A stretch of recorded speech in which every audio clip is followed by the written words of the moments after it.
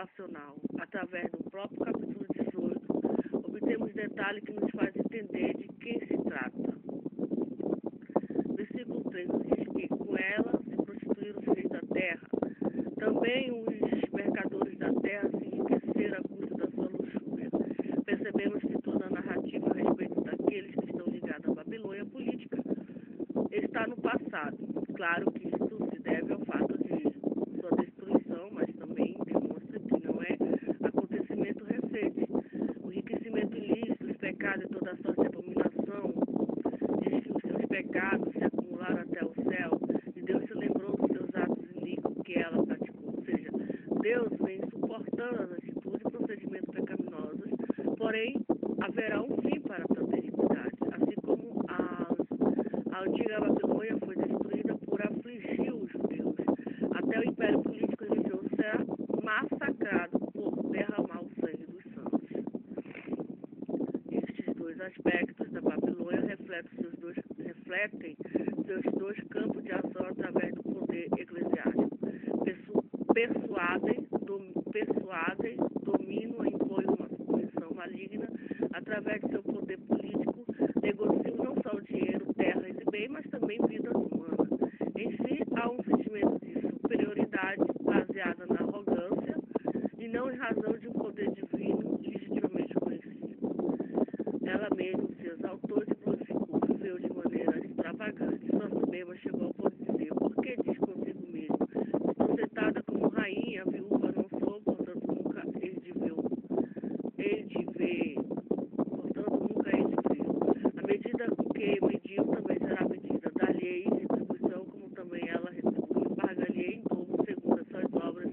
E no cálice que ela misturou dobrado para ela. Todo o seu poderio de anos ruirá de uma só vez. Primeiro com a região, depois a própria cidade será arrasada. Uma leitura mesmo que desatenciosa pode revelar a identidade desse império, como sendo a religião e o que desde a sua ascensão partiu de Constantino afligiu o mundo durante toda a Idade Média, lançado milhões à fogueira e outros tipos de morte. O Vaticano tem sido a sede desse poder. Narra de maneira clara a característica dessa Babilônia. Ai, ai da grande cidade que estava vestida de linho finíssimo, de púrpura e de escarlata, adornada de ouro e de pedras preciosas e de pérolas, porque em uma só hora ficou devastada tamanha riqueza. Neste versículo vemos a ostentação e a luxúria.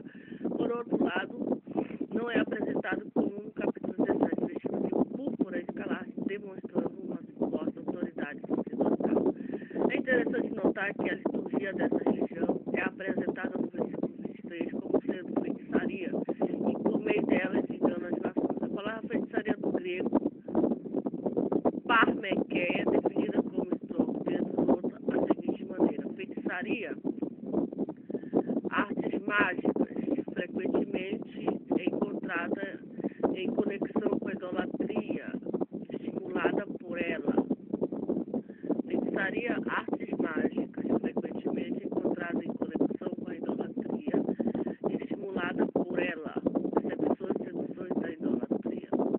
O capítulo termina de maneira dramática, uma verdadeira expressão de vingança por parte do nosso Deus contra aquela que ousou tocar os verdadeiros motivos do Senhor.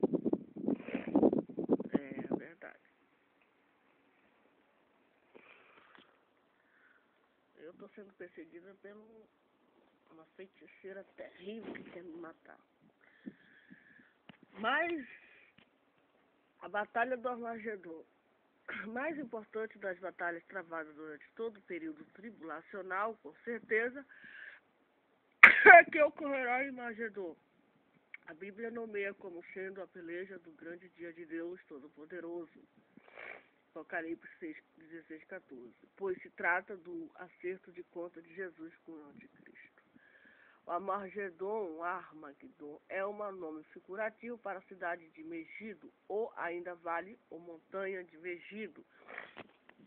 é o mesmo lugar mencionado em 2 Crônica 35:22, como sendo o Vale de Megida, onde o rei Josias morreu em guerra contra Neco, rei do Egito, na famosa Batalha de Carquimés. Foi também onde morreu o rei de Judá, Assazes.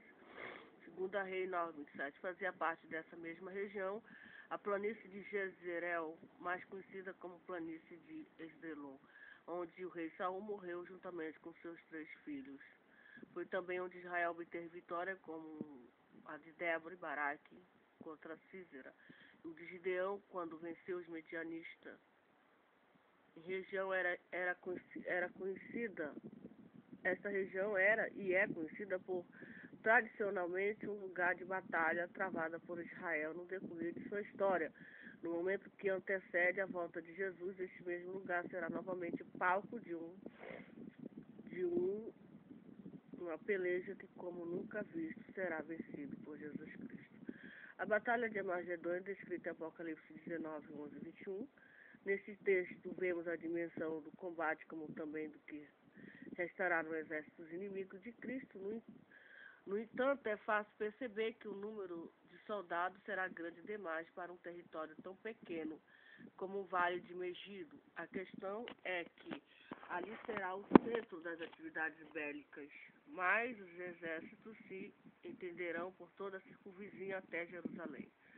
Zacarias 14:2. Vemos em Joel uma referência a esta batalha apresentando-se no Vale de Josafá.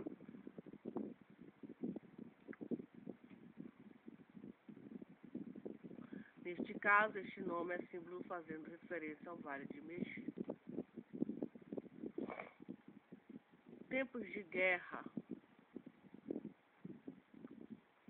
Com certeza, o primeiro ponto a ser analisado quanto ao tempo, ou seja, quanto a essa batalha acontecerá. Existem algumas teorias a respeito da época do acontecimento, mas por serem pensamentos de uma minoria, não deteremos além do necessário na observação de suas bases.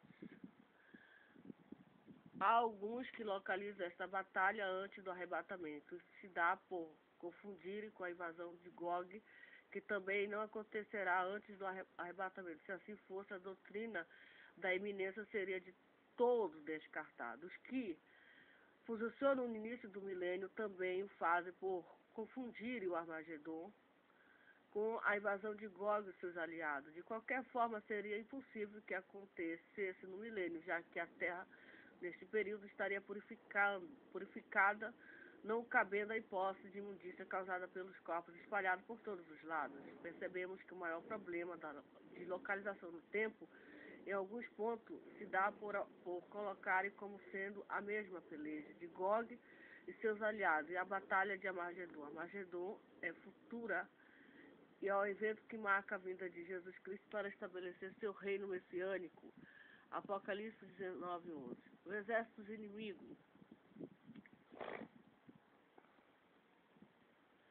Uma questão bastante interessante é quantos exércitos que estarão em marcha contra Israel para a grande batalha, pois para identificarmos a razão da invasão e seus agentes, precisaremos observar que o Armagedon é a última batalha de uma guerra iniciada no meio da grande tribulação, quando as forças aliadas da Rússia invadirem a Palestina para saqueá-la. Ezequiel 38:11-12.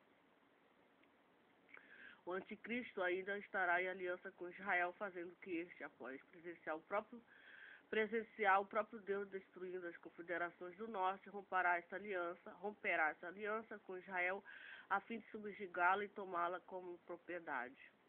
Após esse conflito em que Deus vence os inimigos de Israel, inicia-se a segunda metade da grande tribulação, que será marcada por um domínio mundial de um só governo, o anticristo. Em Daniel 11:36-45 é profetizada a vinda de um rei maligno e soberbo.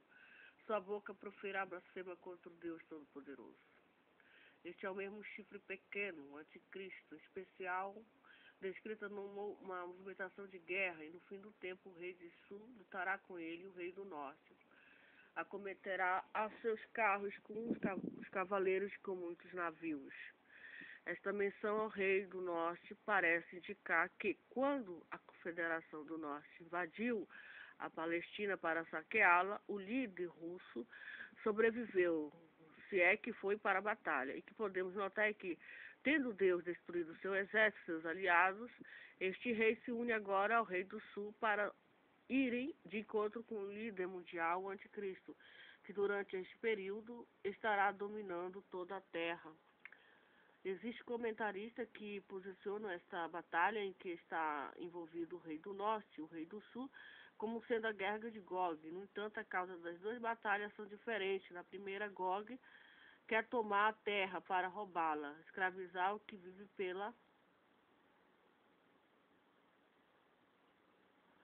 os que vivem nela. Na segunda, é o rei que há de vir, a besta. No entanto, tudo isso faz parte do propósito de Satanás, que influenciou líderes do mundo inteiro para que fosse para a Palestina, onde uniriam suas forças para guerrear contra Jesus.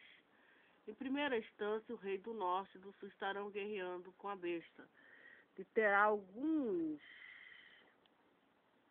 aliados que se submeter à força ao anticristo, que são a Líbia, a Etiópia e o que restou deles. Depois da destruição de seus exércitos pelo próprio Deus, ao mesmo que anteriormente é quando o anticristo recebe notícia vinda do Oriente e do Norte que o espantarão, que parece identificar com Apocalipse 16:12, que fala da preparação para a vinda de um exército do Oriente, o lugar do nascimento do Sol, para a batalha do Armagedon. Estes podem ser os exércitos chineses ou uma confederação asiática, apesar da primeira hipótese ser mais aceita. Sabendo disto, vinda iminente desta força oriental, a besta se dirigirá a Jerusalém, armará as tendas de seu palácio entre o mar grande e o monte santo e glorioso, mas virá o seu fim, não haverá quem o socorra. Neste ponto, todos os reis da terra já estão na região da última batalha, imbuído no mesmo sentimento de revolta contra Deus, tendo suas mentes influenciado pelo poder de 3 demônios que saíram a operar sinais. Aquele que o princípio queriam lutar contra os anticristos, agora se volta contra Deus, se juntando com o seu propósito. Talvez a questão já não seja de aliança de paz entre eles, mas uma tentativa de destruir não só o povo de Israel, mas também a cidade de Jerusalém, que ao que parece será a única do mundo a permanecer de pé depois de tantas guerras e catástrofes. A vitória do Senhor.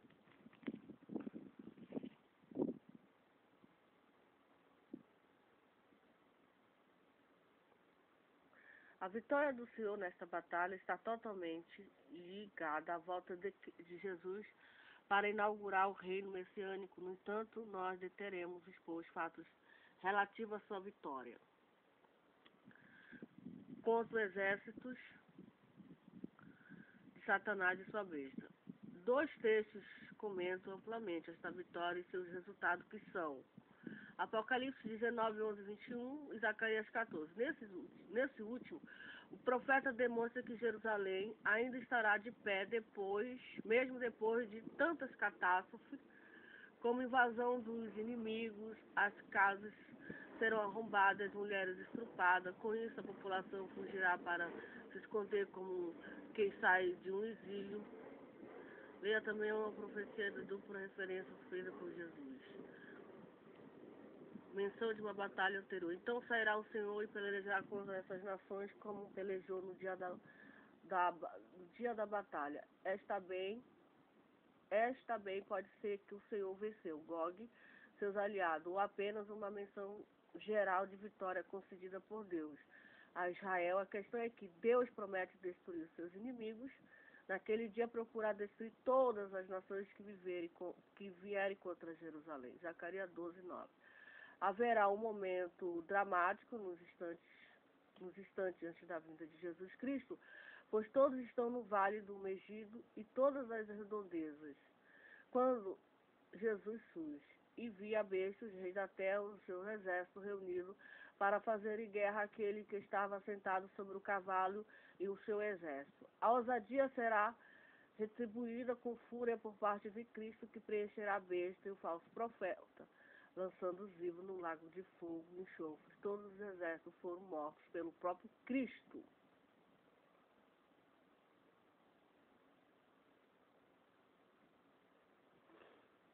Amém.